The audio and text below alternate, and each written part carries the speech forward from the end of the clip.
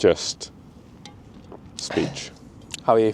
Great. You? I'm good. I'm feeling comfortable. You're feeling comfortable? I'm not. I was going to say, no, I'm not. But that is the topic of this podcast, which we have not thought about talking about, so this is completely raw. Yeah, we have notes, but... Have you? Yeah. Well, I don't. Oh, neither do I. No, but it's complete raw, just as we do it normally with our podcasts. We've got a topic, we talk about it, we go deep into it, get each other's thoughts, and then see where it goes from there. So, I'll pass it on to you. How do you feel about comfortability? I'm actually really excited to talk about this one, because I feel like me and you are in a really good position to talk about it, because very fortunately, and we're very blessed that we have always, and still do now, have very comfortable lives. Very privileged, we can't ignore that. But with what we want to do with our lives, it's nearly impossible to achieve from a place of comfortability. Because if you accept where you are and you stay content with how comfortable you are, you're never going to feel a need to do what's required to get to where you want to be. Therefore, staying in your comfort zone will just hinder any progress, for that matter. I agree with you, because I feel like we can, like you said, we can both speak from experience, especially in our younger days, where you see now a lot of younger people, whether they're 16 or whether they're starting at 17 or 18, they've already got the urgency to make stuff happen, to take action. Whereas for us back in the day, it was just a dream that we were just kind of fantasizing about. We knew we had to put the work in, but we didn't really know exactly. We knew where to start, but we didn't know how to exactly start it, and that probably bothered us a little bit in the past. Now that we know what we're doing, once you get into, for example, the gym, or once you get into a podcast like this, like we'll take the podcast for example, and then we'll speak about the gym later on. But anyone who would record a podcast immediately would think, how often are we going to do it? When are we going to do it? When's the right place to do it? And so forth. And realistically, if you say, we'll record one podcast video, and then after that podcast video, say the first one that we did, we thought, let's work on the feedback. Yeah. Let's sit down and make the next podcast even better. But we were working for 2, for 3 weeks, for 4 weeks on refining this, but we weren't actually filming the podcast. Yeah. Right? And that's where the comfortability kicks in. It's the same way with the gym. It's if you get in shape and then you slow down because you've already taken the one step of action or the multiple steps of action, you think, oh, brilliant, I'm at a good level now. And I have fallen victim of this myself. Yeah.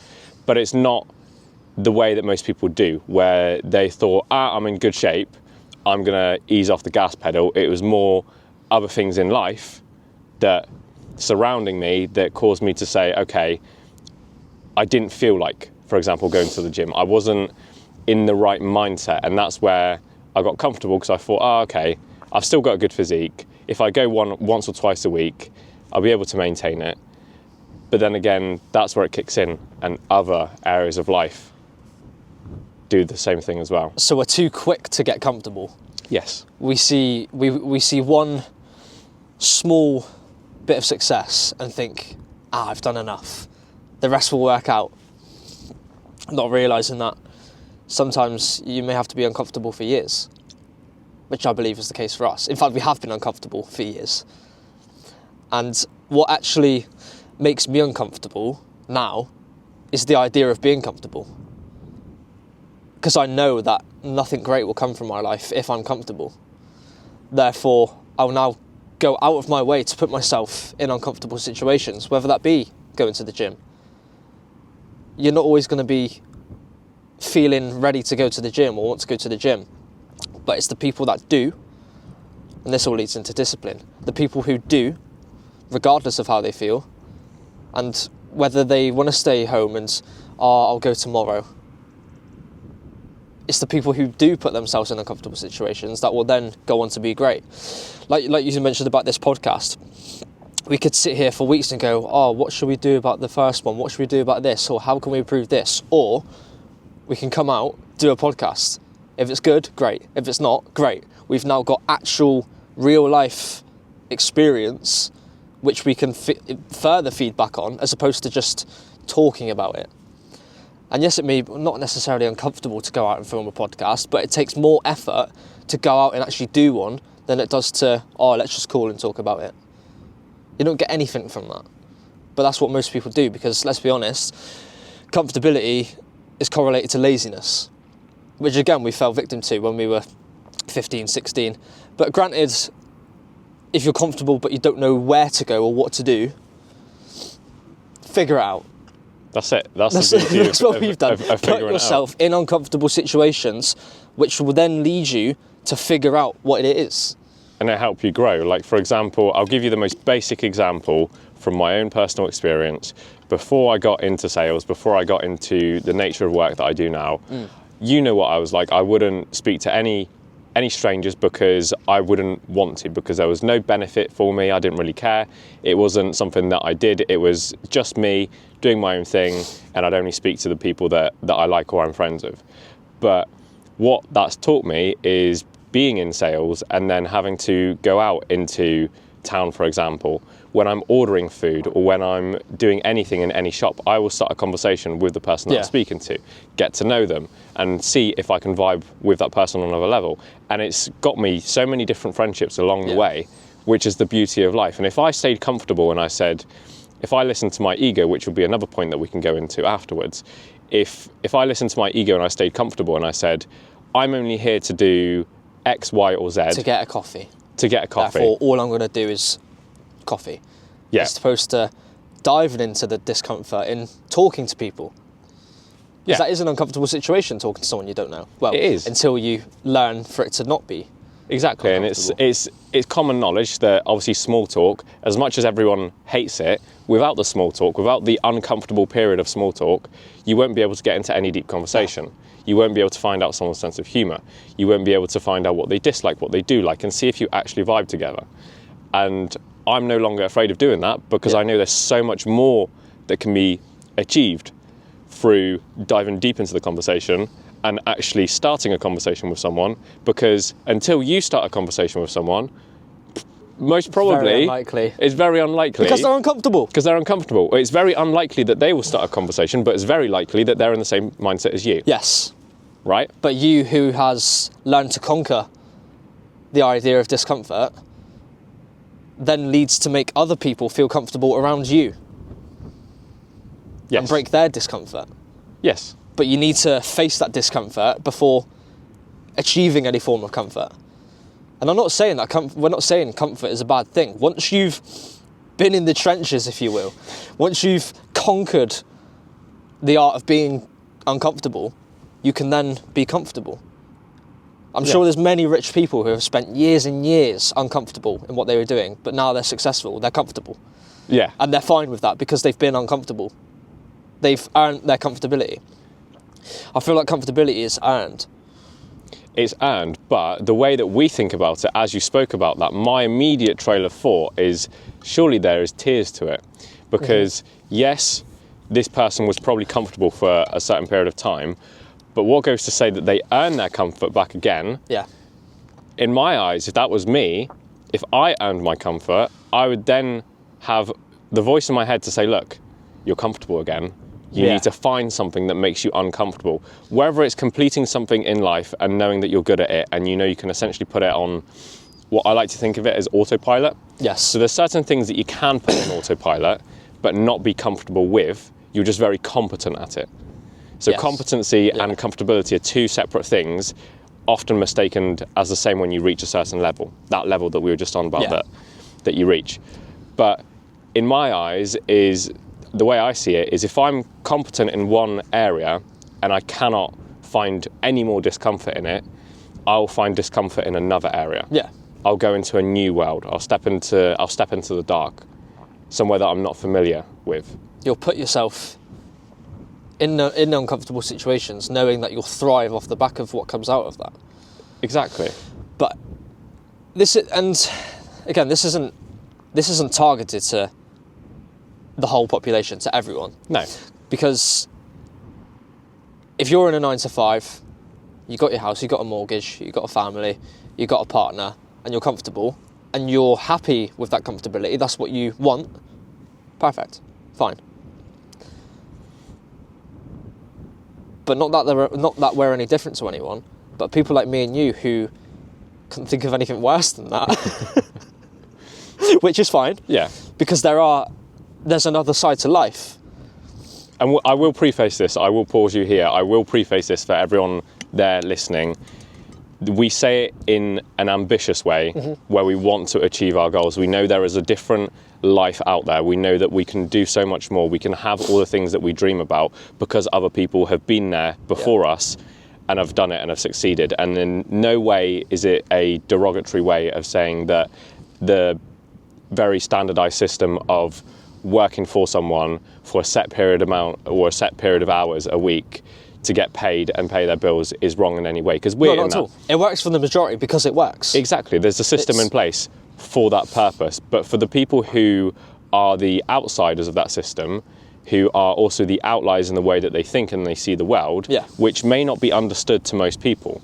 Now, in no way am I saying that we've got a different level of intelligence to people, but we've just got a different view of life of the world. And the world. And what's beautiful about that is your opinions can change through years. So whereas someone could call you controversial or contradictory, those two main words, you've got to think and step back and say, okay, but surely at one point I would have been the same way. And naturally, because the way we see the world and the way our minds work in such a volatile way, we will sometimes go from one extreme to another to find where we truly lie. And that's what I think is the beauty of it. So it's just to put it out there for the people who absolutely. may not fully understand that the way our two minds work. Oh, everybody thinks they're going to be everyone wants to be a millionaire, everyone wants a Ferrari, everyone. Okay, but we're taking advantage of the fact that we're in a position where we can actually spend time working towards that, as long as it takes, because we were speaking about this the other day. The way we look at this, just because, again, I can't change how I think, neither can you. But no. we were talking about this the other day. We want that side of the way of living so bad that we're willing to be homeless for it. But it's never going to come to that because of the people we have around us, which we're truly grateful for. But because of that leverage we have, why shouldn't we aim as big as we do? And the way I look at it is, if you believe that you can go to uni for 4 years, get a degree for a job that has the pay that you desire, and get a mortgage, live in a house, have that life that you want, then I believe I can learn Forex for 4 years, get my desired income from that, and buy the house I want, just as much as someone in the system works towards their life. It's exactly the same, just two different paths. Same as you. Let's just say, I mean, we talk about import and export businesses. Let's just say you were to spend the next 12 years making no income, but actively working on an import and export business because you want a £10 million house and a £2 million car. You've got just as much chance getting that, putting all of your effort into that, as someone who wants a law degree, who puts all of their effort into a law degree, that wants a 400k house and a 100k car. Absolutely. It's exactly the same, just different levels, not even different levels. You understand what I'm saying? Yeah, I do. And I'd like to add on to that is the fact that when people say, oh, I want to be a millionaire, or I want to have this house, or I want to be... Before you go on to that, I think the only difference between those two things is the idea of being a millionaire and running a multi-million pound business is not frowned upon, but seems more impossible. Therefore, people just completely even cut the idea of being able to achieve that off. So they'll follow the traditional route. That's it. But the way I see it is... So yeah, sorry, carry on. I just needed to point that out. The way I see my future is not the way most people see their future, where they see, oh, I want to have this, and that, and then I'll be happy. For me, the way I see my future is to be free in a way where I can go wherever I want to. I can spend my time with whoever I want to. If, for example, say you've got two different sides of the spectrum like we were just talking about. Say we've got someone who lives in one country, who has opted to get a mortgage for a house and is paying that house off for the next 30, 40 years or however long it takes to pay them. To me, a house, a car that you're paying off, anything like that is a trap. You are not able to move anywhere. It's a set of golden handcuffs where you've got a nice house, you've got a nice car, you're like everyone else, and you're happy. But I'm saying that's fine for some people, for most people. That's fine. If you can sit down and say to me, I'm happy with that, I'm happy for you. If you know that you are prepared to stay here for the rest of your life with your house and you want that to be your family's house, you want it to be passed on to your grandchildren and everything, perfect. Amazing. I'm very, very happy for you. But for me, I'd much rather have the autonomy and the freedom to be able to say, we're not talking private jet level, we're not talking, insane amounts of wealth. But if I wanted to say, for example, to my partner or to my wife, let's pack up and go to Italy for those 3 days and let's go skiing. Let's go this, let's do this, or let's do that. But I've got work. Exactly, and that's the thing that stops you, is if you've got your own enterprise, you've got your own way of bringing income into your house, right? You can then decide what you do with that money. You can have the freedom to spend time with family, to spend time with friends, to do whatever you want, and focus on yourself as well, to be able to be a better person, not constantly have to have the noise in your mind to say, oh, I've got work, I've got this to do, I've got that, I've got this, that, the other, which is where we are now. We have the noise in our minds because we've got work, we've got responsibilities, we've got friendships, we've got this, we've got that. Whereas when you've got the money and you've got the business that we want to have, your sole focus will naturally be on that, because that is what brings you the freedom in the form of money that can buy you experiences, that can buy you time and so forth. But once the doors are shut on that element of your life, you know that you don't even have to worry about anything and you can do whatever you want. You can leave at, say, 2 o'clock, you can come home, you can cook dinner for the family, wait until your wife comes back home, pick the kids up from school, sit down together at the table, enjoy a meal, enjoy a conversation, then watch a film together or go for a walk or whatever. That means so much more to me in life than being, for example, not having anyone by my side and just driving these cars and everything like that, because you'll get so bored of it. Yeah. Because you need connection with family, with friends. That's what is the most important thing. That's what I want. That's what I yearn for in life. And I think that lifestyle that we desire has a perfect balance of comfortability and uncomfortability, because you'll get to a point after so much discomfort and working where, right, I can have whatever I want now, I can do whatever I want, I can buy whatever I want, which makes you comfortable because you've got the life you want. But you've then subconsciously or even consciously got that level of uncomfortability that balances that out, where yes, I've got this lifestyle, yes, I've got everything that I want, that's great, but if I let my businesses fail, this could all go. So as comfortable as you are, you've got that feeling of uncomfortability, because if you take your foot off the gas, even when you're comfortable, that can all go. Now, what do you think about this? Because this is a good question to ask. Ooh. In my mind, the way I see it is, how about strive for being uncomfortable in your line of work, in business, and then have your personal life, your private life outside of your work, outside of your business, to be the comfortable part, the yin and the yang. How do you see that? No, that's pretty much what I was saying. So to be uncomfortable at work, to ensure that operation stays successful, great. To be comfortable in your personal home life, which is a product of everything that you've got from the uncomfortable side of life, the house, the car, everything you've got for the family, is because of your successful business in which you've thrived in because you were uncomfortable.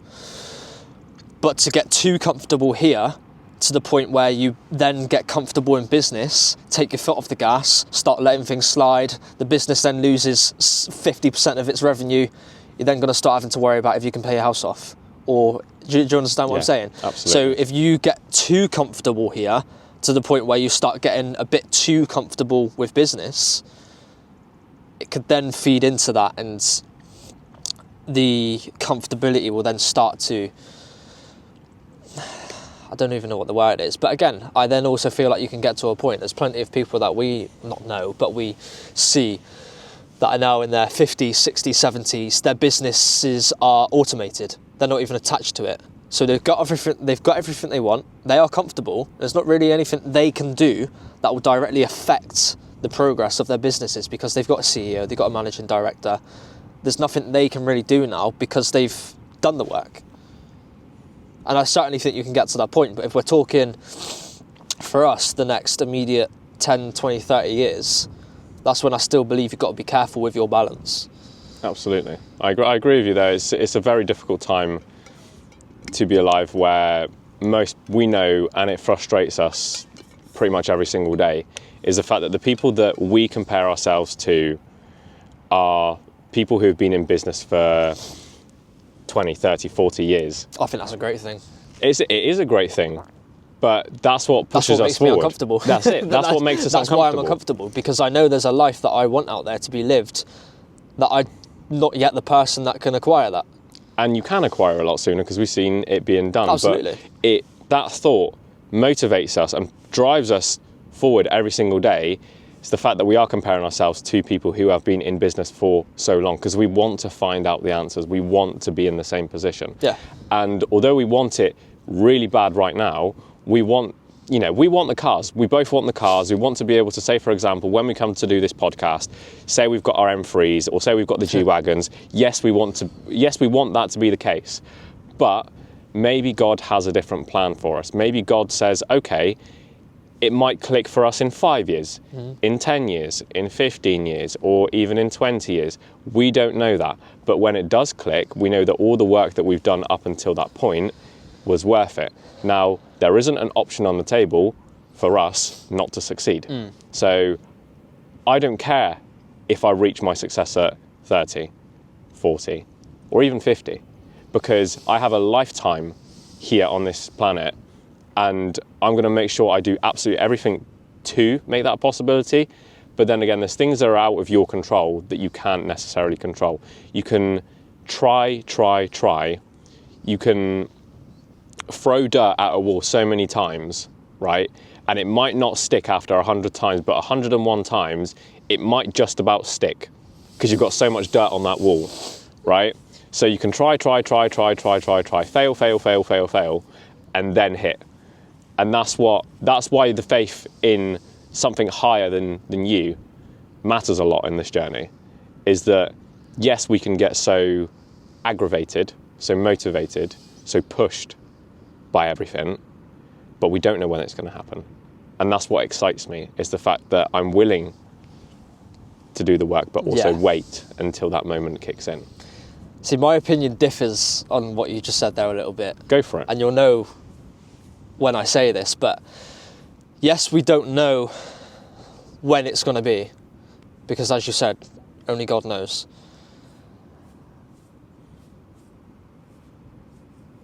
But I think you do have a degree of control over not how quick you can become successful, but how much effort you put into it. So when you say it could be 20 years, it could be 30 years, we know we've seen people do it in 3 years, 5 years, 10 years. And I think the person who is successful in 5 years compared to the person who's successful in 20 years, the person that did it in 20 years could have done it in 5 years if they did put in the same amount of effort as the person that did it in 5 years. So let's just use me and you for an example. What's the word? Hypothetical, there we go. Okay. So you want to be a Forex trader. I want to be a Forex trader. We both really, really want to be a Forex trader. But you really, really, really, really, really want to be a Forex trader. So you look at the charts and listen to people that have already been trading before for 16 hours a day. I think it would be nice to be free and have a bit of money, so I look at it when I've got time. you're probably going to be successful and financially free 15 years sooner than I am, who has no level of urgency. And then this can then back lead into comfortability. I live a comfortable life, so I don't have much of a need to do it. Whereas you're making £50 a week, so you really need to learn the skill to get the money. So you've got more of a reason. And like you said about throwing dirt at a wall, you could throw it so many times, but it could take 100 times. There's someone that's got to spit all over the dirt and make it wetter that will stick it on the 5th try. I like that. And it depends how much you want it and how much effort you're willing to put in. This is why I think that we're going to be in places that we can't even imagine in 5 years. Mm-hmm. Because we've got a need for it. What also excites me is it's a completely... The unknown excites me. Yeah. But we know what we need to do to get to where we want to be. And we've seen people do it because they've done what's required. Yes. What I would say excites me a lot more, naturally having a business mind and mindset to it, and from the books that I've read, especially Atlas Shrugged, which I recommend to anyone to read when they've got the time. But what excites me the most about business is the fact that I want to be able to learn a skill or to master an industry where over the 5 years, the 10 years, 15, 20, 25, as long as it takes. As long as it takes to absolutely dominate that industry. Yeah. And then, I'm not afraid to say it, but in the future, monopolise that industry. Yeah. So that I am the best in that industry, and whoever needs my services, whoever needs my product, goes straight to me, because they know that I've had all of that experience over those years. That, yes, even if I am partly detached from the business and it is run by a managing director or a CEO, that person is something that I can place my trust in. So if you were to see it in a very outside perspective, if I was the business owner, who would I choose in my current circle as a trusted CEO? Obviously, if you weren't on the same journey, we weren't on the same journey, then I'd choose you, because you know that you think the exact same way as I do and would make pretty much the exact same decisions. Yeah.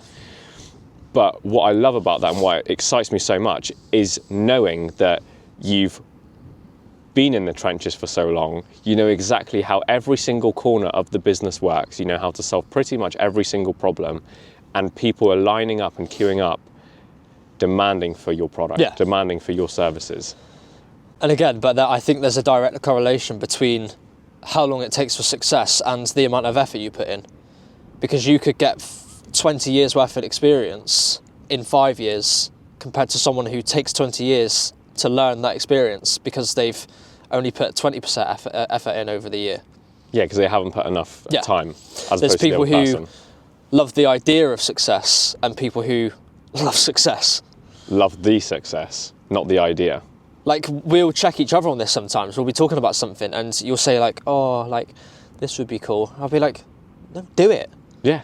Or I'll be like, oh, we could do this. And you'll be like, no, let's do it. Yeah. Like, what's the point in thinking about the idea of it when we know we can just do it? Even if it doesn't work out, let's do it, let's try it. And then that is us getting experience, no matter whether it fails. That's it. Like, we've never done a podcast before this. No. But we've gone, we like listening to podcasts. Let's do a podcast. We talk all the time. Let's do a podcast. We listen to enough podcasts to pick up on natural things of what we can do in the podcast. We know enough about cinematography and, you know, filming and so forth. We know a little bit about audio. We've worked on that. And we talk enough as it is. Yeah. So, you know, whether it be on the phone, whether it be through voice messages about ideas that we share between each other, it's nice. Some of the ideas that we share between each other are destined and only meant for outside podcast purposes, but also the ideas that we share that resonate with people who are our age, who think on the same lines as us. And I've had people reach out, and so have you. Like, people have actually said, look, I enjoy your podcast because it's a way of listening to people who are my age or a similar age talk about things, talk about sometimes the struggles, sometimes the thoughts, and so forth. And it helps connect people, helps people think in a different way. So if you were to say an idea to me for the first time, and I'd be like, do you know what? I haven't thought of that, actually. Like you did the other day at the gym. I was like, do you know what? I haven't thought of that being a possibility. And it's the same way we're doing it for anyone out there. Like, even the most random person that we don't know across the other end of the planet somewhere in, say, Brazil, who is our age, who can understand English, who thinks the same way, but he doesn't, say, for example, have the friends who think the same way. Yeah. So his way of connecting is through this podcast. Yeah. Which I love, and that's the purpose of this podcast, is to share our thoughts, share our opinions, which will naturally change over time. So whatever we say now, compared to what we say in 5 years' time, might be different. Because we all change. And it's ignorant for someone to say that you're being very contradictory, necessarily, in the way that you speak now compared to later on in life, because everyone changes. And if you don't change, then you're the one that is the contradiction. If you're not growing, you're dying. That's it. And this all leads back to raw action, which is a result of being uncomfortable. You take action on things because you're uncomfortable of how comfortable you are. Nothing changes when you're comfortable. And if you want to change, you need to be uncomfortable, so you take action. But most people don't take action on anything. That's what I figured out this year. Take action and figure it out. Whether it goes good, whether it goes bad, at least you know you've taken the action, you know where you're going, right? There's a quote, I can't remember who said it. You would have heard it. I don't know what the term is, but they say the most expensive real estate in the world is the graveyard, because of the amount of billion-dollar ideas that people took to the grave with them because they just purely didn't take action on them. Yeah. The amount of ideas that flow around the world through energy in people's minds, they have these ideas. There's some guy that has a business idea that is valued at over 100 million that just purely doesn't have the heart to take action. Or for that matter, know how to. And that idea is just there, unknown. Well, there's probably a dozen of Elon Musks out there. Absolutely. Who probably will never come to be because they're not. Just because they can't take action, they're comfortable. Yeah. Do you honestly think Elon Musk is comfortable launching rockets up into the sky, thinking, yeah, it'll be fine? No. It's all going to go smooth. It couldn't crash or blow up, which they have. Yeah. It's the same way with Trump. He can't... There's no comfortability in that. But they thrive on being uncomfortable because they know they've got to do what they need to do. Exactly. It's the same way with Trump during his campaign. It's a duty to yourself. It is a duty to yourself. Are you happy going through life knowing that you could reach your fullest potential, but you're not going to because you're happy with where you are now, because you're content? You never find out if you And that is my worst fear, is being content and comfortable and not reaching my potential. I'll take any level of uncomfortability to know and reach what I'm capable and see what I'm capable of. And that's what we're both like. Yeah, naturally. Yeah. Yes, it will. We will still have that voice inside our head to some extent, which over time will grow quieter and quieter the more action we take. The voice of before taking action.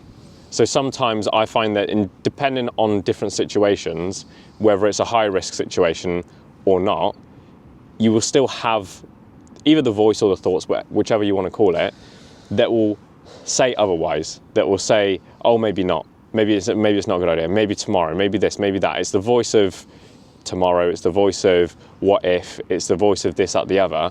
Just the procrastination inside of you. Yeah. And that voice will grow quieter and quieter the more action you take. And there's no better way to silence that voice by taking any action whatsoever. No matter how scared you are to do something, just do it and you'll notice that voice completely dies out. Joe, someone that we both like watching said this on a podcast the other day. He said, inside of you there's a baby voice and the real you voice. And the baby voice will be, oh, you don't need to go to the gym today. It's okay, just relax, go tomorrow. And the real you voice that goes, okay, I'll go to the gym, but I'll just do 5 minutes. And then you get there, you get a pump on, you're like, no, I'm going to finish this session. And the more and more you do that, the real you voice is going to, the baby voice is going to start to know its place and understand that it's got no leverage over you anymore. to the point where, like you said, that voice eventually just completely dies off, and anything that comes to you, you take as it is,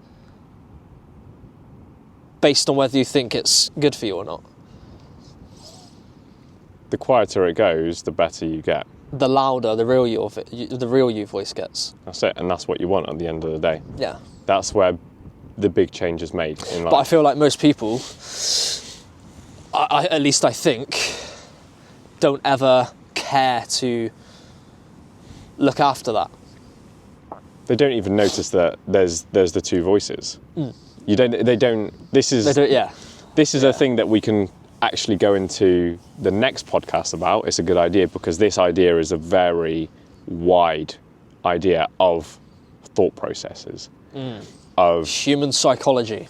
Exactly that, of the fact that some people can have a thought and step back from it and say, okay, why am I thinking that? Why do I feel that way? Why is the voice telling me to feel that way?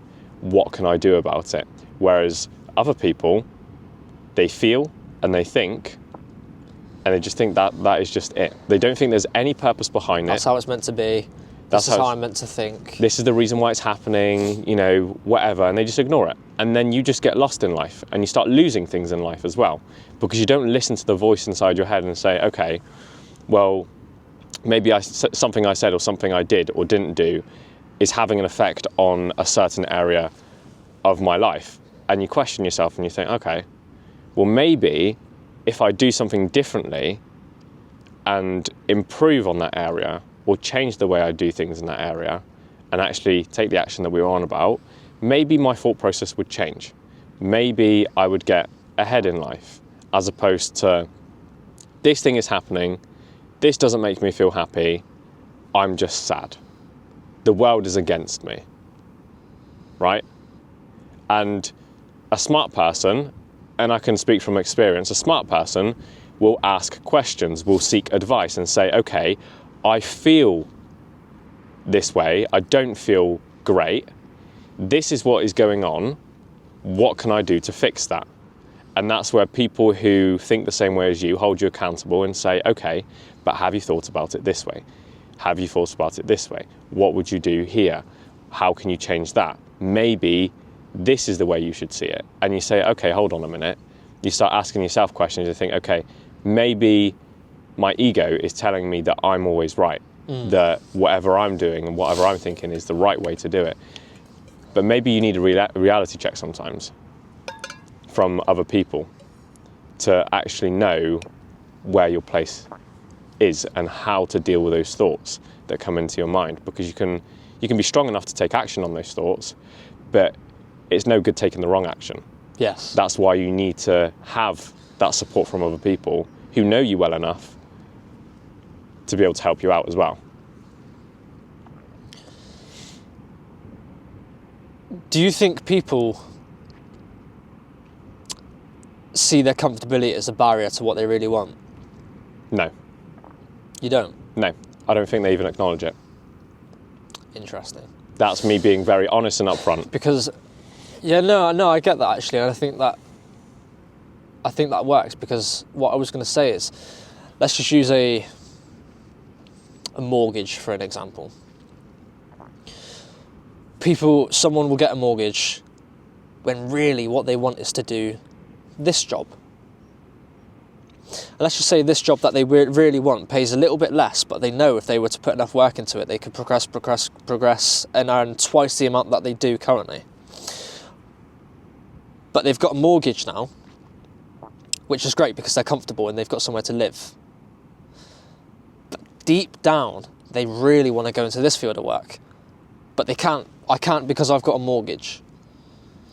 Do you think people just accept that for the idea of comfortability, or whether they actually see that mortgage as something that is holding them back from what they want? Or like you said, do you think that they don't even see the mortgage as a barrier and the idea of this job is just an idea, just a dream? I feel like subconsciously they are quite comfortable with the decision that they made, But when they actually consciously think about it, when they sit down and look at their expenses, Which they don't. which most people don't. Right. But then again, you've got different types of people. There's no one size, one situation fits all. No, yeah, it all differs. The way I see it is there are people who subconsciously are comfortable to the point where they don't think about it, because that's a subconscious. You don't think so comfortable. Yeah, they don't think about it. That's where the subconscious comes into play. The conscious comes into play is where they come out of that subconscious state and they look at their outgoings, monthly outgoings. They look at how much they're paying towards that mortgage. They're looking at how much they can actually put towards the things that they want to do in life, travel, personal things that they want to buy or experiences and so forth. And they look at that bank and they think, oh, I don't have as much as I'd wish I'd like to have.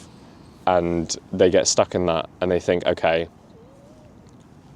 they feel comfort in the fact that they've got what they've got, but they feel discomfort in the fact that they know they can't achieve what they want because they've set themselves up in a position that naturally kills that possibility. The comfortability outweighs the potential from the discomfort. The short-term comfort, this is exactly what it is. The short-term comfort of excitement of getting a house, moving into a house, or getting a car.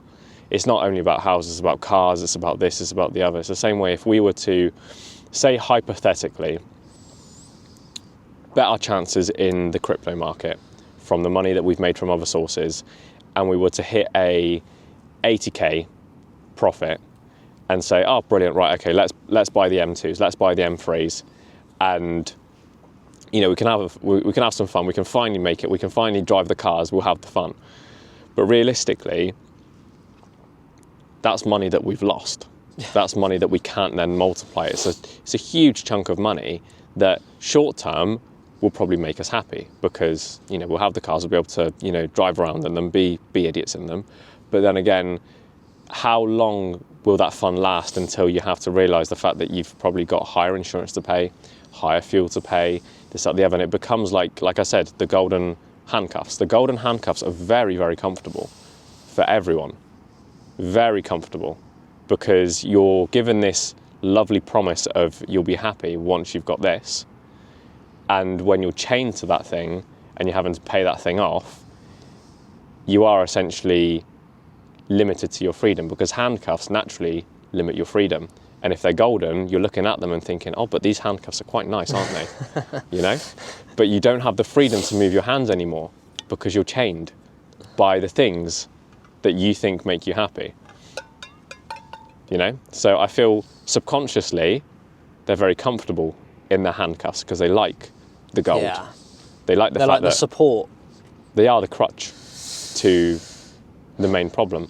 And we're talking about people who are in our shoes, who want to succeed, but they just choose the wrong decisions, right? The people who are happy with the mortgage, happy with the car, they know that this is all they want in life. Brilliant. Good. I'm happy for you, because if you can stand there and say to me, I'm happy with what I've got. This is what I want and I've got it. And I don't want to be in your mind. I don't want to be the sort of person that wants to take a lot of risk, to fail, to be in business, to have multiple things going on in their life. I like the fact that my life is somewhat peaceful. I know that I can put my bills essentially on autopilot. I've got a good job that can pay off the house, that can pay off the cars, and I'll be happy with no hassle. Perfect. In another world, that might have been me or you if we hadn't discovered this other entity of life. Yeah. But to answer your question again, I don't think they realise they're comfortable.